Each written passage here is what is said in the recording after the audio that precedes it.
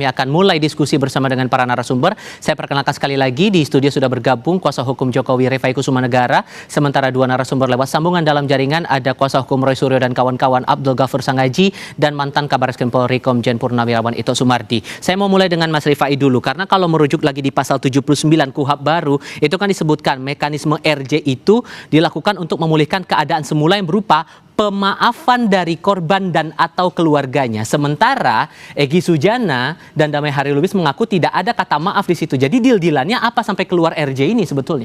Oke, kita rujuk dulu ya. Kalimat undang-undangnya apa? Pemaafan dari korban dan atau keluarganya. Sementara jelas Pak Jokowi sudah menyatakan di media ataupun secara langsung bahwa beliau sudah memaafkan mereka. Pak Jokowi sudah nyatakan itu. Nah, lalu kembali ke ini, kan saya juga terima kasih ada kesempatan untuk meluruskan opini yang berkembang nih, bahwa seolah-olah RJ ini diproses berdasarkan KUHP baru. Mari kita lihat ketentuan peralihan dari pasal 361 huruf A KUHP baru. Ditegaskan bahwa penyidikan dan penuntutan yang sedang berlangsung pada saat berlakunya KUHP baru ini menggunakan ketentuan di dalam KUHP lama. Oke. Jadi seluruh proses penyidikan dan penuntutan yang sedang berlangsung saat berlakunya KUHP baru tetap menggunakan KUHP lama. Ini di pasal 361 huruf A KUHP baru itu sendiri. Jadi menurut saya keliru kalau melihat proses RJ ini dengan menilai KUHP baru. Karena jelas di ketentuan peralihan gunakanlah KUHP lama. Nah, karena KUHP lama sendiri tidak mengatur, maka rujukannya adalah Perkapolri 8 tahun 2021. Karena memang sebelum berlakunya KUHP baru ini, kita ada 3 ketentuan. Perkapolri mengatur sendiri, Jaksa Agung mengatur sendiri, Mahkamah Agung mengatur sendiri. Dalam penyidikan, pegangannya adalah Perpol 8 tahun 2021 tentang mekanisme restoratif justice. Dan jelas kalau kita baca di situ, pengecualian terhadap RJ itu hanya terkait pidana terorisme, keamanan negara, korupsi, kejahatan terhadap nyawa, radikalisme, separatisme, dan bukan residivis. Tidak ada ketentuan harus ancamannya di bawah 5 tahun. Itu baru diatur di KUHP baru. Sehingga kalau Anda mau bilang bahwa apa yang disampaikan Refli Harun dan tim kuasa hukum Roy Suryo CS soal pandangan RJ ini salah alamat? Bertentangan dengan hukum.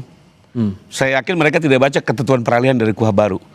Bahwa terhadap penyidikan dan penuntutan yang sedang berlangsung tetap menggunakan KUHP lama. Artinya KUHP baru belum diberlakukan. Walaupun kemudian tidak ada kesepakatan sebetulnya antara kedua belah pihak. Oke, Pak Jokowi memaafkan, tapi Egy dan Damai ini nggak bilang ada kata maaf juga kan? Itu berkali-kali disampaikan. Enggak, di luar dulu terkait itu dengan ancaman katanya harus di bawah 5 tahun. Tidak demikian ya, karena ini sudah jelas undang-undangnya seperti itu. Mungkin mereka yang tidak cermat melihat ketentuan peralihan. Nah, kedua, apakah dalam RJ ada kesepakatan? Ada, jelas. Orang tertulis kok kita buat permohonan RJ ini secara bersama-sama. Itu dokumennya ada di Polda. Ada kesepakatan, kalau tidak ada kesepakatan nggak mungkin. RJ tidak mungkin terjadi kalau tidak ada kesepakatan antara pelaku dan korban. Kedua, kunci RJ adalah memang pemaafan dari korban. Dan Pak Jokowi sudah memaafkan. Ya, itu kuncinya. Jadi bukannya justru pemaafan dari pelaku, pemaafan dari korban. Boleh cek dimanapun juga. Karena sifatnya di sini adalah untuk kepentingan korban. Ya, jadi kuncinya di pemaafan korban itu ada. Jadi menurut saya secara substansi, prosedural ya maupun undang-undang ini clear and clear. Oke, Bang Sangaji dipandang keliru kalau menafsirkan RJ ini salah alamat dan dipandang keliru. Wong udah ada jelas kok aturannya, gimana melihat itu? Ya, terima kasih Mas Tifal ya. Jadi memang RJ ini adalah RJ pertama dalam era KUHP dan KUHP baru ya. Jadi kalau kita lihat dari sisi aturan, regulasi terkait dengan restoratif justice sebagai dasar keluarnya SP3, ini memang saat ini saya pikir sebelum kita melakukan diskusi ini kan banyak sekali opini-opini yang belum sesuai dengan aturan perundang-undangan yang berlaku ya. Saya setuju sama Mas Rifai ya, bahwa kalau kita menggunakan aturan yang saat ini berlaku, yaitu KUHP, terutama kita menggunakan asas transitoir, yaitu peralihan hukum dari KUHP dan KUHP lama ke KUHP dan KUHP baru, maka terkait dengan aspek material dan aspek formil hukum pidana ini kan memang pendekatannya berbeda ya. Kalau kita lihat dari aspek material, di Undang-Undang Nomor 1 Tahun 2023, khususnya di Pasal 3, itu kan asas yang berlaku adalah asas lex favoreo, yaitu kepada hal yang menguntungkan. Tetapi yang menguntungkan di sini adalah aspek pidana material. Sementara kalau kita kaitkan dengan aspek hukum formil, yang menjadi dasar daripada keluarnya SP3, ya, karena SP3 ini kalau kita lihat di Pasal 24 KUHP yang baru, itu dasarnya bisa karena alat buktinya dipandang tidak cukup, kemudian juga daluarsa penuntutan, tersangka meninggal dunia, salah satunya juga karena restoratif justice. Tetapi karena kita punya asas transitoir yang diatur dalam pasal 36(1) huruf A, maka sebetulnya yang berlaku dalam ketentuan hukum acara terhadap proses penyidikan yang belum selesai itu adalah Undang-Undang Nomor 8 Tahun 1981. Itu clear. Saya setuju sama Mas Rifaya dalam membaca aturan.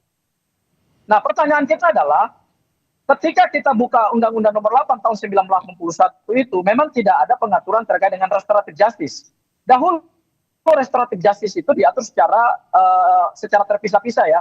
Pada tingkat penyidikan diatur Perpol 8 2021, pada tingkat penuntutan dengan peraturan Jaksa Agung, kemudian juga ada peraturan Mahkamah Agung. Nah, meskipun kemudian ada kesepakatan yang dibuat antara kedua belah pihak, Pak Jokowi dengan Egy dan Damai ini sudah ada kesepakatan, meskipun kemudian Egy dan Damai tidak menyatakan maaf, Pak Jokowi sudah memaafkan loh, Bang.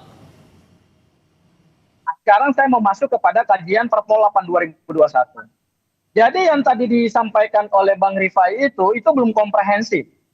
Bang Rifai lupa bahwa di dalam Perpol 8 2021, restoratif justice sebagai salah satu terobosan hukum di dalam kita meninggalkan retributif ya atau pemidanaan kepada konsep pemulihan ataupun juga rehabilitasi dengan cara pendekatan restoratif, itu Bang Rifai lupa untuk membaca pasal 5 ya.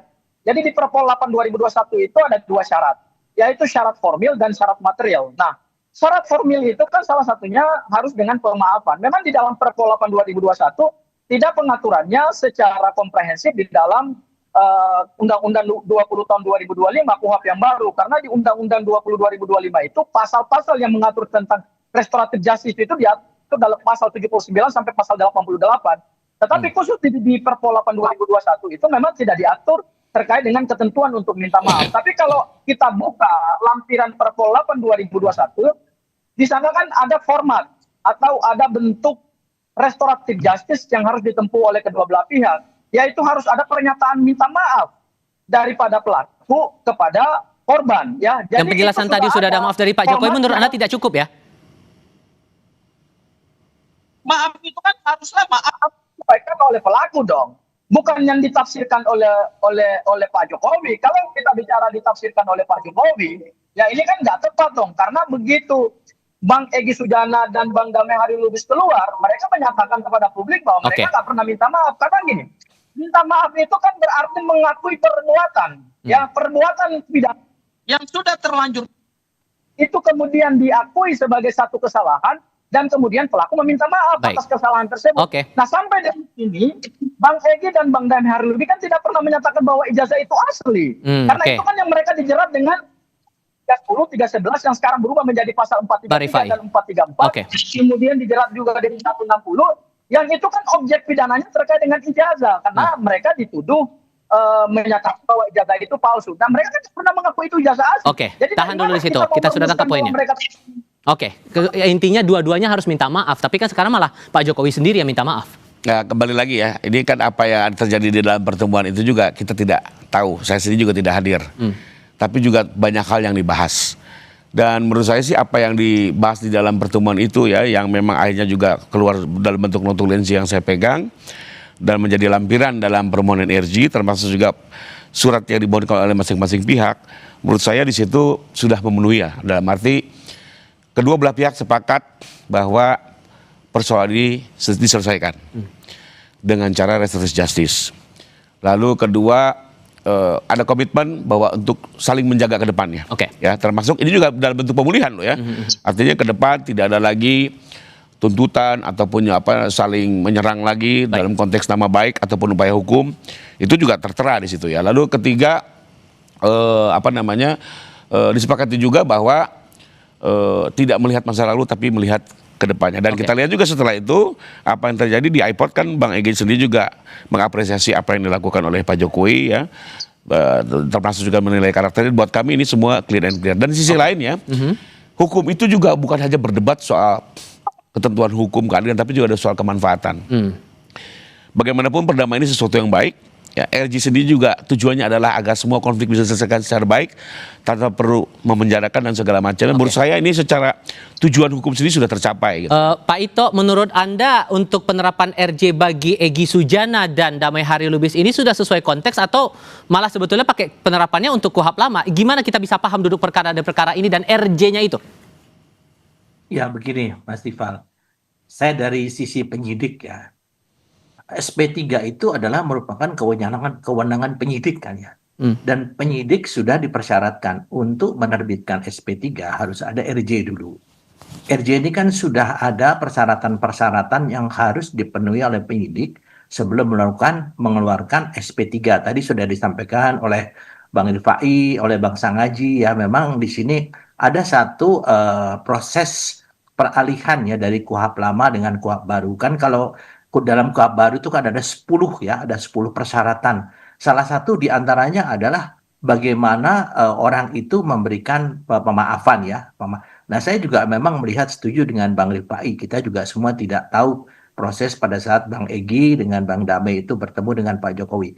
Tapi tentunya penyidik dalam menetapkan SP3 itu sudah harus memenuhi persyaratan-persyaratan yang dipersyaratkan ya, baik dengan KUHP lama maupun KUHP baru ya, dan juga dengan Perpol. Nah di sini kan ada mekanisme untuk menguji apakah memang SP3 itu sudah memenuhi syarat atau tidak. Nah saya kira kan sudah ada mekanismenya, bisa saja diajukan ke pengadilan negeri ya untuk dilakukan pra-peradilan ya tentunya, dan ada saya dengar juga akan dilaporkan kepada Propam. Ya saya kira mungkin kalau sampai ke Propam itu kita harus membuktikan dulu apakah memang SP3 yang dikeluarkan penyidik itu tidak sesuai dengan persyaratan atau tidak. Kalau tidak sesuai persyaratan dan sesuai dengan keputusan sidang pra-peradilan, saya kira bisa saja itu dilaporkan. Saya kira mungkin pendapat saya bahwa penyidik sudah melakukan SP3 itu dengan penuh kehati-hatian. Saya setuju dengan Bang Rifai. Kan tujuan hukum itu ada kepastian, keadilan, dan kemanfaatan. Walaupun kemudian yang minta maaf terang-terangan baru Pak Jokowi, Egy dan Damai tidak menyampaikan itu, Pak. Jadi tetap dianggap sah RJ itu atau tidak?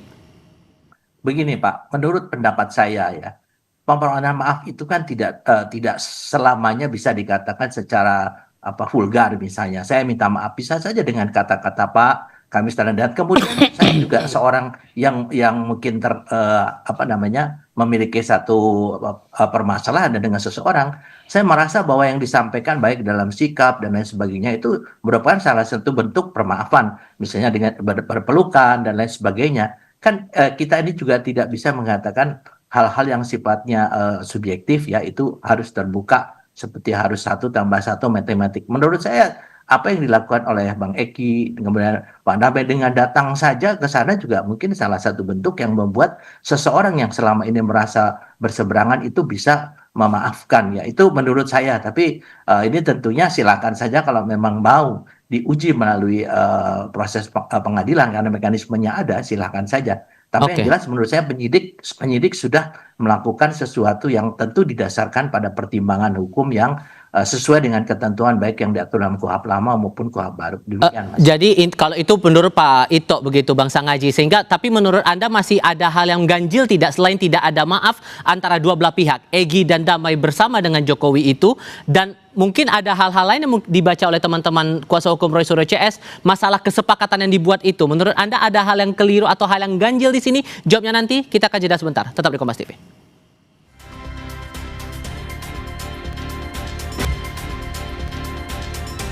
Logikanya saat ada keadilan restoratif atau restoratif justice pasti ada kesepakatan antara dua belah pihak, dalam hal ini tersangka dan juga terlapornya. Nah Bang Sangaji dari pihak Roy Suryo CS ini merasa ada yang ganjil juga tidak dengan kesepakatan yang dibentuk antara Egy plus Damai dengan Jokowi ini? Ya Mas Tifal ya, jadi tadi yang kita bahas itu adalah syarat formil. Ada yang lebih krusial daripada keluarnya restoratif justice ini, yaitu ketentuan pasal 5 Perpol 8 2021.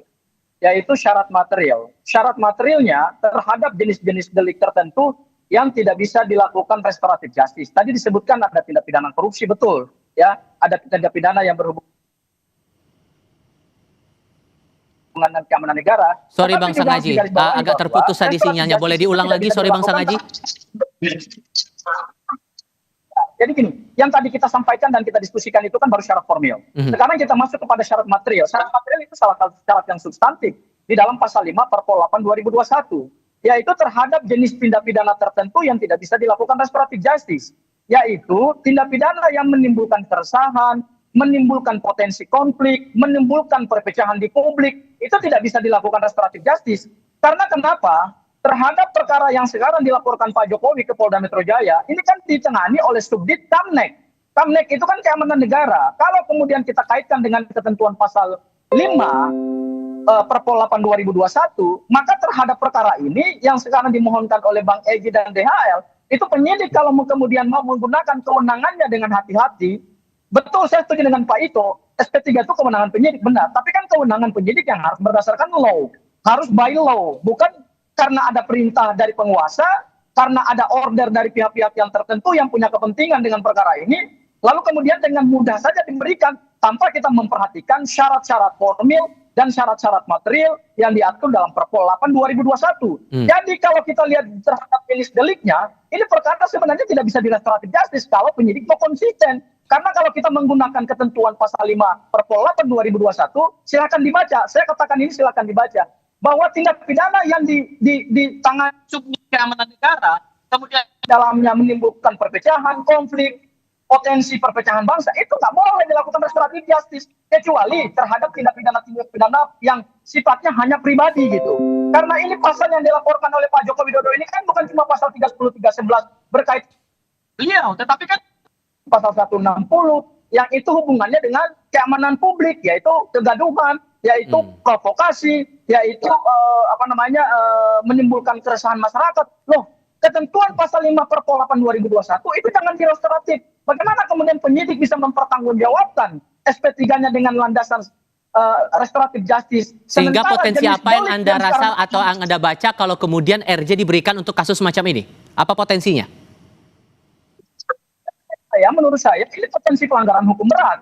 Karena kita sekarang masuk dalam KUHP dan KUHP baru. Seharusnya perkara seperti ini, perkara yang sudah menyita perhatian publik yang begitu luas, menyita potensi konflik di akar rumput melalui sosial media, ya kan? Kemudian juga kita lihat ada gesekan-gesekan di publik sehingga menjadi dasar dilaporkan pasal 160 KUHP. Seharusnya penyidik jangan langsung begitu Bang Egy dan DHL datang ke Pak Jokowi, kemudian ditafsirkan bahwa karena sudah ada kesepakatan, lantas RJ diberikan dengan mudah gitu. Menurut saya ini penegakan hukum macam apa ini di Republik Indonesia yang sudah punya sistem hukum pidana nasional yang sudah jauh lebih baik gitu. Sementara penyidik tidak menerapkan itu dengan proses hukum, dengan prinsip kehati-hatian dalam penegakan hukum. Ini penegakan hukum, jadi bukan berarti kewenangan itu bisa digunakan tanpa kita memperhatikan ketentuan-ketentuan hukum formil dan hukum material di dalam persidangan KUHP kita. Konteksnya kejahatannya keamanan negara jadi nggak masuk dalam, harusnya nggak kena RJ, Mas Rifai, gimana tuh? Enggak juga ya, jadi kembali lagi keamanan negara tuh unit yang menangani, tapi kita melihat pasalnya. Tadi yang dimaksud beliau ini adalah memang ada pengaturan kalau perkara ini telah memecah belah bangsa, menimbulkan konflik sosial, maka itu dilarang. Tapi kan ini kan persepsi. Apakah benar gara-gara perkara ini terjadi konflik sosial? Apakah benar gara-gara perkara ini terjadi pecah belah bangsa? Menurut Anda? Ya nggak ada lah, biasa-biasa saja. Walaupun berkepanjangan kasusnya. Kalau soal kepanjangan itu memang bagian dari proses ya. Bahwa ada dinamika, ini bagian dari suara demokrasi, masyarakat boleh berpendapat. Tapi apakah betul terjadi benturan, keributan fisik? Kan enggak. Menurut saya jauh lah ya. Dan ini juga menjadi tidak sinkron ya. Teman-teman pengacara tersangka pada saat diperiksa bicara 160 nggak ada kok konflik sosial. Nah, sekarang menuding SP3 dia bilang ada kok konflik sosial. Jadi kembalilah itu pendapat persepsi yang tidak bisa diuji ya soal kebenarannya. Tapi kembali lagi kalau saya lihat SP3 ini sah secara hukum, tidak bertentangan dengan KUHP baru karena memang KUHP baru tidak bisa digunakan di sini ya. Memenuhi Perpol 8 dan kembali lagi akhirnya ini dihentikan demi hukum ya, karena penghentian penyidikan itu ada 3, karena bukan tindak pidana, kedua tidak terbukti, ketiga karena demi hukum itu salah satunya restoratif justice ya. Dan di sisi lain menurut saya apalagi dengan semangat KUHP baru hari ini ya, di mana jelas politik hukum pidana kita hari ini adalah justru mendorong penyelesaian perkara secara win-win, secara musyawarah, dan ini sesuai dengan nilai Pancasila gitu ya. Bukan bicara menang kalah, penjara dan tidak penjara. Kalau bisa diselesaikan secara baik, oke-oke aja. Nah, saya juga mau sedikit menjelaskan tentang apa benar RJ itu ada syarat mutlak harus memaafkan. Saya pikir di berbagai literatur kunci dari RJ itu adalah pemaafan korban. Ya.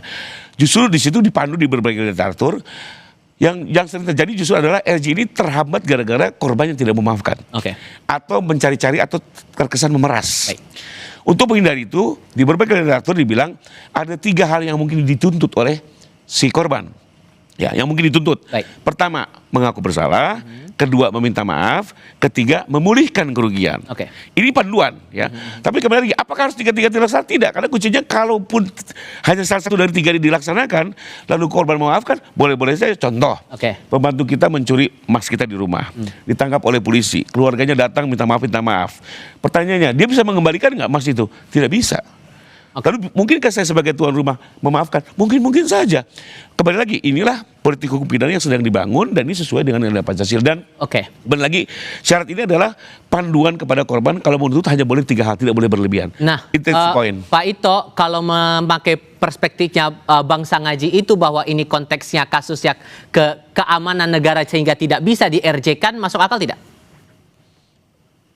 Gini Mas, sekali lagi saya ulangi lagi bahwa SP3 itu kan kewenangan dari penyidik. Penyidik itu dalam menentukan apakah perlu diterbitkan SP3 tentunya harus koordinasi dengan jaksa. Ini kan sudah masuk penyidikan ya, sehingga sudah ada SPDP. Kemudian juga saya juga mendengar memang sudah ada istilahnya persetujuan jaksa bahwa hal itu bisa dilakukan SP3. Nah, kembali masalah keamanan negara, Mas ya. Saya ini kan bekas penyidik dan juga saya tahu bagaimana kita melakukan penyidikan satu perkara. Memang di setiap kesatuan itu juga tergantung daripada berapa banyak ya istilahnya kuantitas daripada penanganan perkara sedemikian banyak sehingga kadang-kadang perkara ini juga ditangani oleh unit yang mungkin bukan Direktorat Tindak Pidana Umum atau mungkin ditangani Eksus, tapi mereka semuanya punya kualifikasi sebagai penyidik. Jadi kalau saya melihat bahwa ini tentu yang disampaikan Bang Rifai juga, saya juga kebetulan selalu mengikuti ada hal-hal yang selalu kontradiktif ya. Di satu sisi dari pihak yang berperkara mengatakan ini adalah tidak menimbulkan keributan atau kegaduhan, tapi di sisi lain mungkin saat ini ada demikian. Jadi saya kira begini, kalau memang ada ketidakpuasan, tentunya ada mekanisme, ada jalur yang bisa dilakukan untuk keberatan. Yang saya memang masih bertanya-tanya, yang keberatan ini siapa? Apakah memang terkait dengan dikeluarkannya SP3 itu atau tidak? Dan tentunya ini kan nanti akan jadi pertimbangan. Kalau itu menyangkut saya sebagai pelapor utama, saya mempunyai hak. Tapi kalau saya misalnya bukan pelapor utama, nah tentunya ini akan menjadi pertimbangan juga. Tapi penyidik sudah melakukan sesuatu keputusan yang tepat dan sah. Tinggal sekarang kalau untuk mengujinya silakan diuji melalui mekanisme pra-peradilan kalau memang ini mau dilakukan. Oke, Pak Ito, Bang Sangaji, terima kasih sudah bergabung lewat sambungan dalam jaringan. Mas Rifai juga terima kasih sudah hadir di studio Kompas TV untuk kita diskusikan soal ini. Selamat malam semuanya, sehat selalu. Malam semua, Pak Ito, Bang